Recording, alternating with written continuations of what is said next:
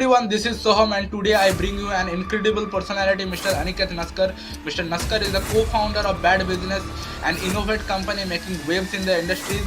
He has a wealth of experience and insights that he will share with us today. So stay connected, stay tuned, see you in the podcast.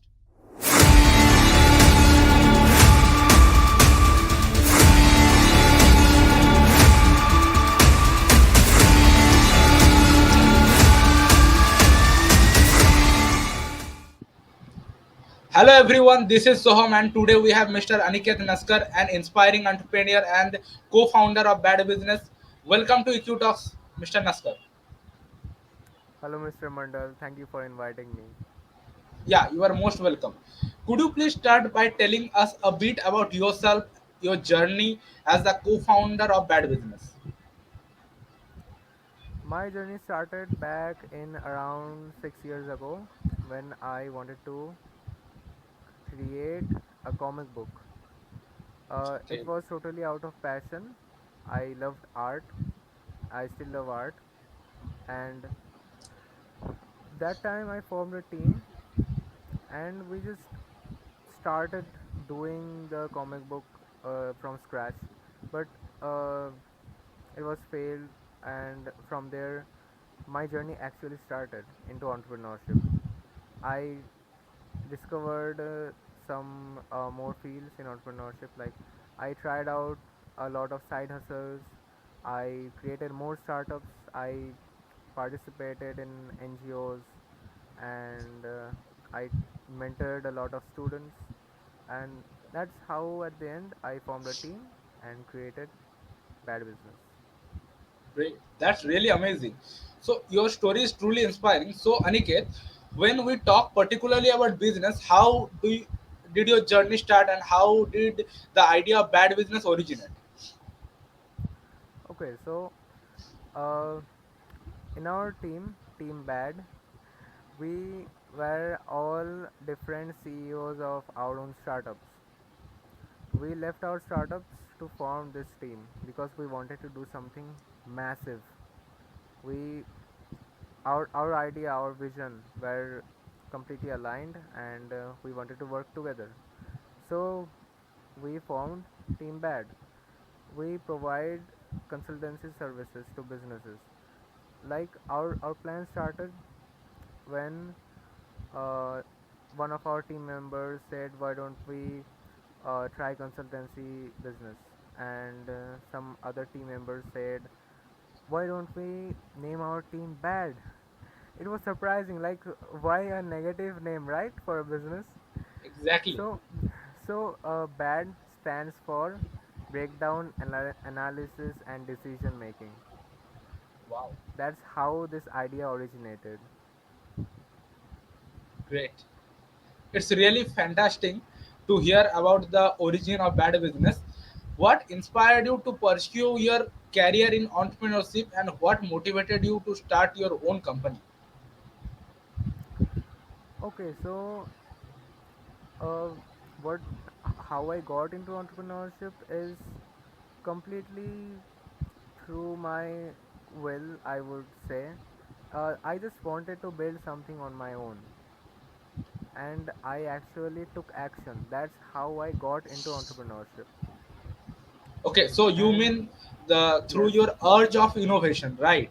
So yes, you actually want to do something different from the present world. So your urge to do innovate things, your urge of innovation. Great, that's really interesting. Yeah, please continue. yeah, right. So let's say you are a college student. I am also a college student.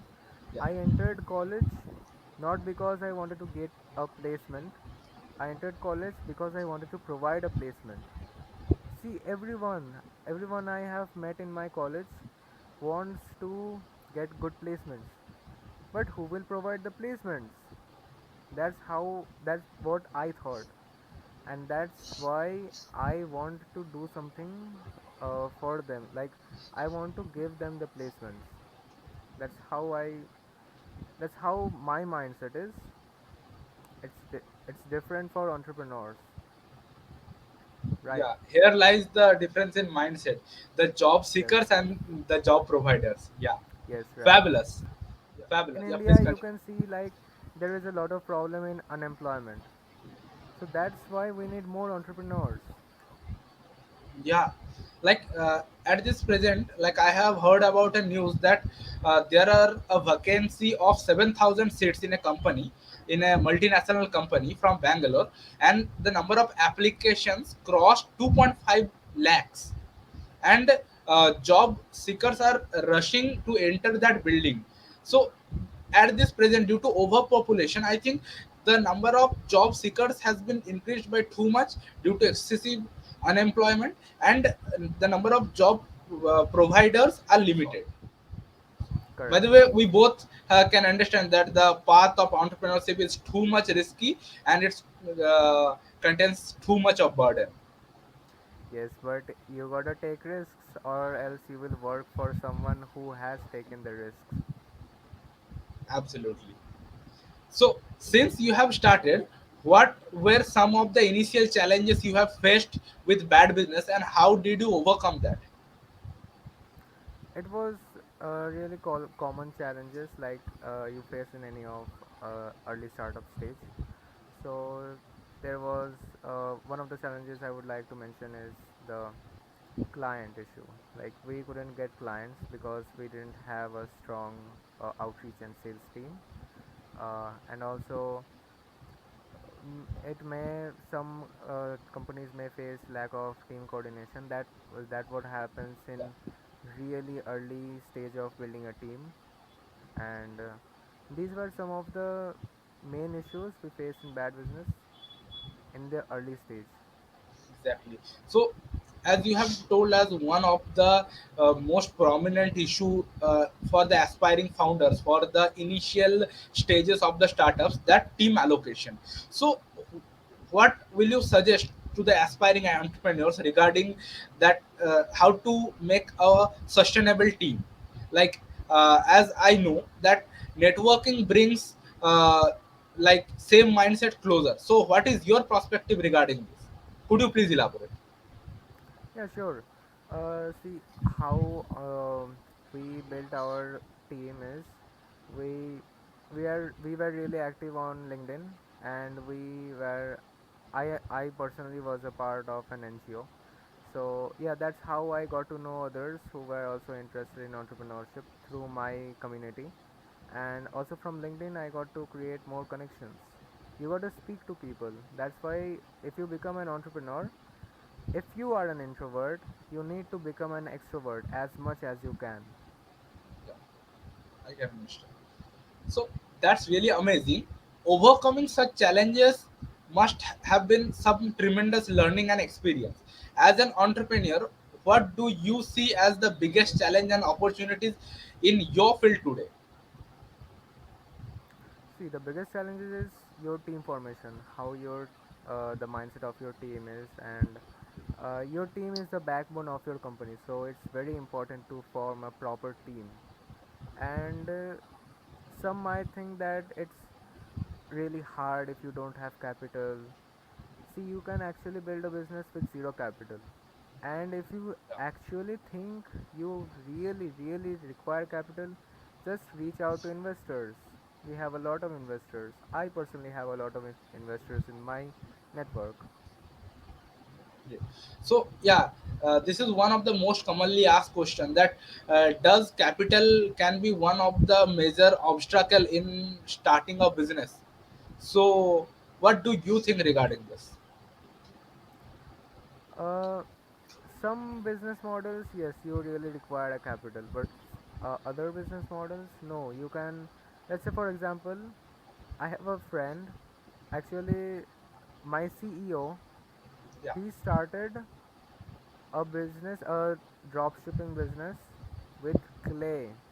He he didn't invest much. It was really really small amount, and he built his e-commerce platform by just selling clay online. That's how he started. I also started an e-commerce business a long time ago. It was the model was drop shipping, and yeah, I successfully just what I did was just take the items from the websites that sell them and just list them to my website. But yeah, the problem was with the marketing. You need good marketing for reaching out to clients. yeah. That. For the info to our listeners, there is a vast difference between marketing and advertising. For instance, as of now, marketing advertising contains just you show your products, show out or of your services, but but marketing contains all market analysis, market allocation, building of marketing team, and then analysis of the entire base structure. So advertising is just a single step of entire marketing chain. Am I right, Mr. Aniket? Yes, actually, advertising is automated because let's say you advertise in social media platforms or in TV. So these social media platforms or the TV the channel that runs your ad, they do that for you. But if you want to reach out to clients through marketing and you hire marketers for that, you have to do that on your own. It's not automated like Yeah. ads. Yeah, yeah. That's a really valuable perspective. Your compliments are really impressive. Considering your experience, how would you describe your leadership style and how it has been evolved over years? Okay, so when I started in my early stage of exploring the field of entrepreneurship, I was an introvert, and it was really difficult for me to, let's say, do cold calling to clients and speak to them, uh, communicate with my team properly. It was a big challenge for me, and I really, really wanted to, pursue entrepreneurship.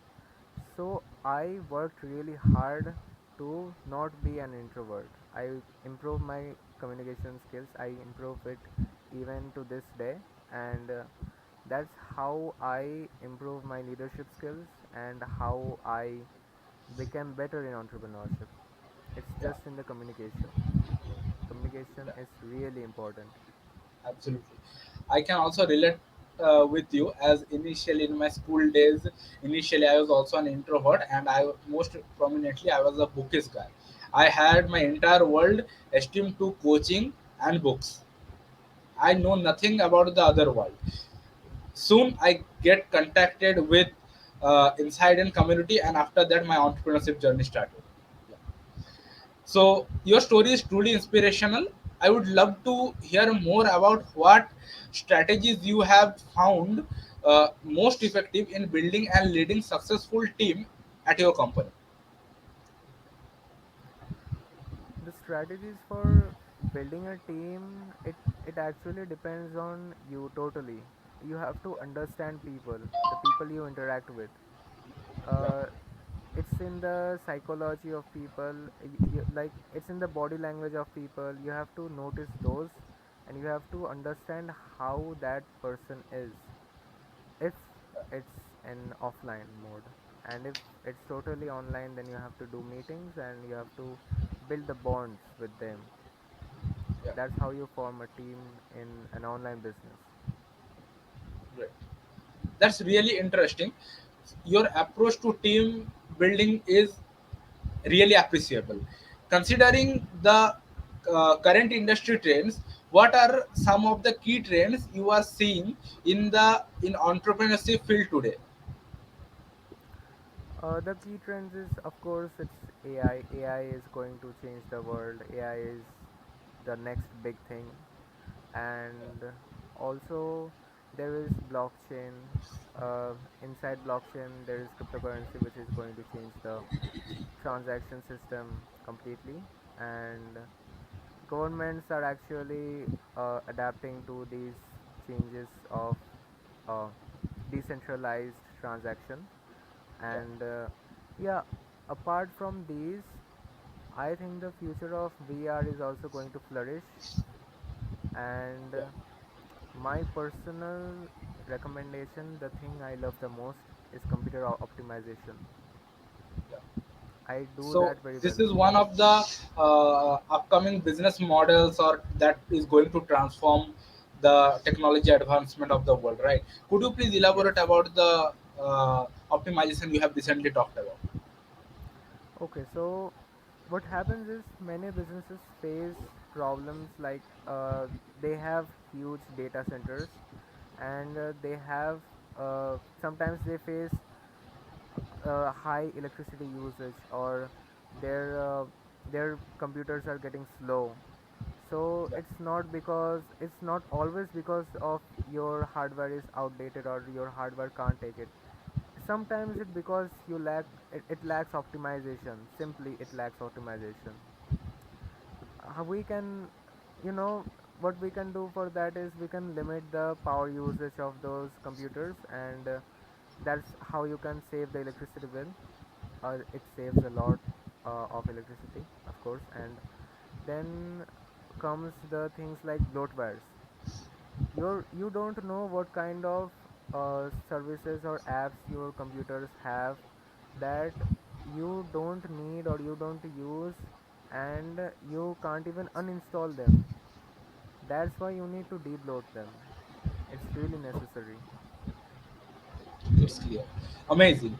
Besides that, how do you incorporate sustainability and ethical practices into bad business?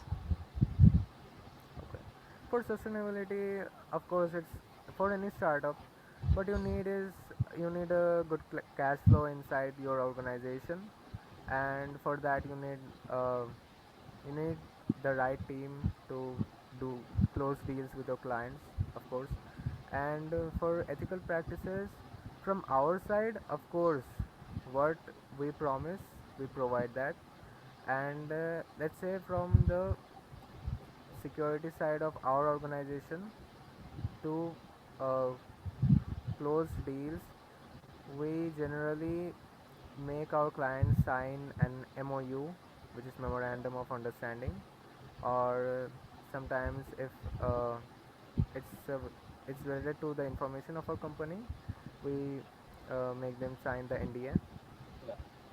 which is non-disclosure agreement. So, uh, one advice is that like every aspiring entrepreneurs must have to keep it that as this field is too risky, so everyone must have minimum knowledge of regarding to the law of India and also have a lawsuit in their company, right? Okay. Yes. See, I Uh, would like to add something about what you said. yeah. Even to be born as a human, or even to be born, its chances are really low. So if you take risks, you have low chances to succeed, but you do have chances to succeed. What if you succeed? You have to think like that. It's right in the mindset of you. Yeah. You have to take risks, and you have to take calculated risks. Don't just jump. Yes, this is very risky, and I have 0.001% of succeeding. But if I succeed, I will earn this much. Let's say you are doing investing in stocks or crypto. Yeah. Don't do that like that. Don't take those risks. I Yeah. have personally suffered because Yeah. of this. Great. That's very perceptive. By the way, what advice would you give to the aspiring entrepreneurs, especially those who are looking to enter your industry? Okay, so if you want to provide consulting, let's say you want to provide IT consulting, you have to be really good in IT. You have to love what you do. That's really important. You have to love what you do. And you have to be good in communication to communicate with your clients. You have to, build a proper team. It's really important for any business. At least Yeah. two members you need to form a great business. If I take example of some businesses, let's say Ola or Uber, Yeah. or in food Initially, they have services. started with a duo of best friends, right? Yes, that's Exactly. my point. Point to be noted that though it is too rare in this generation, if you have someone with same mindset, same thinking process, same thinking ability like you, then this will be the most rarest thing God has ever gifted you. You and your partner can start a business as soon as possible. Exactly. Business relationship is very important. You have to match the vibes with your co-founders. Exactly. Great. So your advice is really invaluable. As a co-founder, how do you balance your various roles effectively? Okay, so what I do is I manage the upper level, uh, like the board of directors. I speak to them. I am currently the working as the management director Okay. and a co-founder. So yeah, managing the organization is my task, and I manage both the board of directors and the lower level interns. So that's how I do my tasks. I generally have meetings with them. We discuss stuff about future plans, what clients we have, how many deals we cracked. That's it. Okay. So that's a really great insight. Maintaining such a balance must be challenging. How do you ensure continuous personal and professional growth in such a demanding field? Okay, so for continuous personal and professional growth, what you need is, let's say for personal growth, if you want to grow personally, you have to upskill yourself. You have to be better than you were yesterday. And for professional growth also, you need to be better in what you do. Let's say you have a company, an IT company, and you love technology like me, and uh, let's say you want to grow personally, so you learn more IT, you develop your IT skills, and as your company is also related to IT, so there goes your personal growth as well. Also, I would like to add stuff like closing deals with clients, uh, speaking to clients, convincing them, the negotiations Skills, skills. right? Yes, sales and negotiation is really important. Great. So that's So how you develop professionally and personally. yeah, I would like to add one more thing. I have heard about one of the quotes that some like if you want to do something really, like if you want to innovate the world, so you need to learn something that the world really like requires at that particular moment. Be the master of it. Take time and then try to change the world. Yeah. Yes, So correct. yeah. So I am eager to know your vision for the future of bad business and what are you most excited about in the upcoming years. Could you please share to our viewers?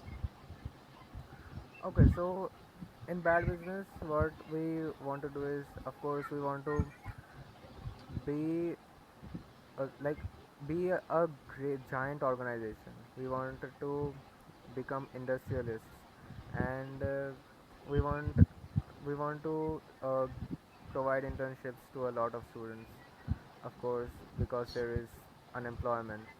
And what we want to do is we want to be the next biggest thing. We want to change the world. What consultancy businesses do is, what we do is, personally, we solve every kind of business problems. We also solve startup problems. That's new, and that we do that. Yeah, It's how we that's see clear. the future. Yeah. Thanks a lot, Mr. Naskar, for joining our podcast. Before we wrap up, do you have any final thoughts or messages you would like to share to our listeners? Okay, so if you are listening to this, keep this in mind. Every day you don't do what you want to be in future.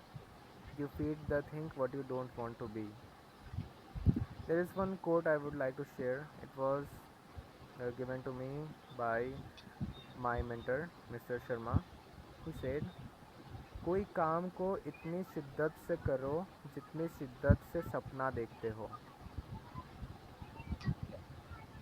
That's This is a really great quote, and you need to remember this.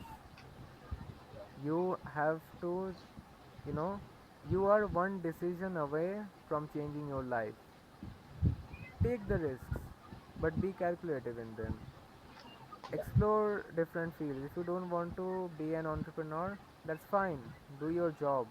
Or, I mean, build yourself personally. Build a nice portfolio and make your portfolio attractive to bigger companies. And, you have to be the best in what you do. Yeah. That's how you create a change.